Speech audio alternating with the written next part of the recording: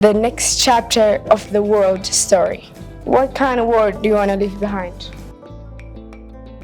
እኛ እዚህ ግን ለእናንተ አስበን 70 ወይ 60 የገዛነውን 50 አርግተን እየሸጥንላችሁ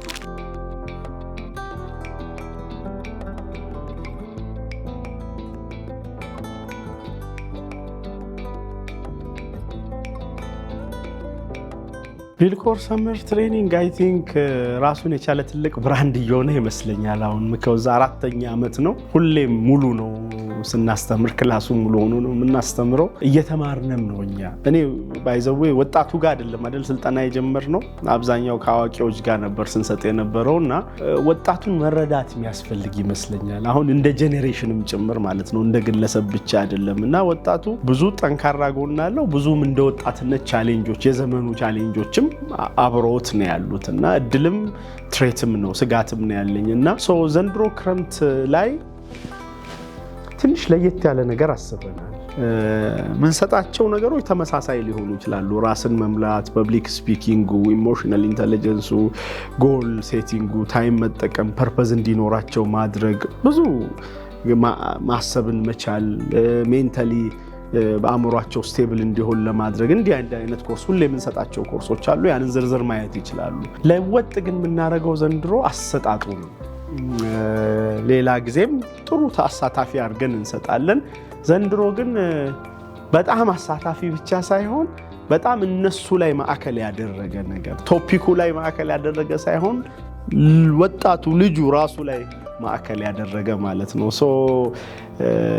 ስላይዳችን ፓወርፖይንታችን ይቀንስና ፓወርፖይንቶቻችን ራሳቸው ወጣቶቹ እንዲሆኑ እናደርጋለን። ጊዜ እናሳልፋለን ብዬ አስባለሁ። ከኔም ጋር ከሌሎች እንግዶችም ጋር ቁጭ ብለን በደንብ ጊዜ እናሳልፋለን፣ እንመካከራለን፣ ኤክስፒሪየንስ እንለዋወጣለን። የሚያሳስባቸው ነገሮች አብረን በኦፕን ሆነን በነፃነት እናወራለን። በዛ ውስጥ የዓላማ ሰው እንዲሆኑ እንሞክራለን። የሆነ ዓላማቸውን እንዲያገኙ፣ ማንነታቸውን እንዲያገኙ፣ ራሳቸውን እንዲያገኙ ሳንሰስት የኛም ያለችንን ኤክስፒሪየንስ ሼር እናረጋቸዋለን። የሌላ ሰውም ኤክስፒሪየንስ ሼር እንዲያረጋቸው ያደርጋል። ስለዚህ ሞር ኦፍ በጣም ስቱደንት ሴንተርድ የመሆን ወጣቱ ሴንተርድ ለማድረግ እንሞክራለን። ሌላ ወጣቱ የሚወዳቸው የመማሪያ ዘይቤዎችንም እንጠቀማለን። ክላስሩም ውስጥ ብቻ መቅረት አንፈልግም። አምናም አክቹአሊ ወተናል ካቻምናም ሁሉ ማለት ዘንድሮ ግን በደንብ እንወጣለን። ሰልፍ ሪፍሌክሽን እንወጣለን፣ ሃይኪንግ እንወጣለን፣ ድርጅት ጉብኝት እንወጣለን፣ ሰርፕራይዝ ቪዚቶች ይኖሩናል፣ ሻይ ቡና ያልን ምንወያያቸው ነገሮች ይኖራሉ። ትምህርት አሰጣጡ፣ የስልጠና አሰጣጡ እንደ ክላስሩም ትምህርት ሳይሆን እንደ ሆነ ፕሮጀክት አይነት ነገር እናረጋውና ያንን ፕሮጀክት በጋራ ምናስፈጽመው ፕሮጀክት ይሆናል ማለት ነው። በዛ ውስጥ እንግዲህ ኢንተረስትድ እየተማሩ ሳይመስላቸው ግን ባህሪን ሊቀይሩ የሚችሉ ወይም ባህሪን ሊያሳድጉ የሚችሉ ወደ ጥሩ ስነ ምግባር ሊያመጡ የሚችሉ አይነት ነገሮችን ኤክስፐሪመንት እንዲያረጉ እናደርጋለን። It had a chapter on how to make people like you, and it mentioned about how asking other people favors may change their attitude upon you, which is very ራሳቸው ዲቤቶች እንዲያደርጉ እናደርጋለን። ወጥተው ፐብሊክ ስፒኪንግ እንዲለማመዱ እናደርጋለን። ሮል ሞዴል የሆኑ ሰዎችን አምጥተን ደግሞ የነሱን ሜንተርሺፕ እንፈልጋለን ማለት ነው። ካሪየራቸው እንዴት ፕላን እንደሚያደርጉ ፕራክቲካሊ እናሳያለን ማለት ነው። ፕላን እንዲያደርጉ እናግዛቸዋለን። this summer is 4ኛ ሰመር ብቻ ሳይሆን ሌላ ማይልስቶን ነው። እስካሁን 3ቱን ሄድንበት አለ ሪቪው አድርገን 4ኛ እንደ አንድ ምን ጀምረው ከዚህ በኋላ ደግሞ ሌላ አይነት አካሄድ ነው የምንሄደውና አንድ የተማርከው ነገር እስከዛሬ ካለው ካልከኝ በጣም ወጣቶቹ እንዲያወሩ እድል ከሰጠን የማወቅ እድል ይኖረናል። ካወቅናቸው ደግሞ የመግባባት ጋይድ የማድረግ እድል ይኖራል። በማናውቀው ነገር ላይ ብናወራ ብዙ ውጤታማ ይሆናል ብዬ አላስብም።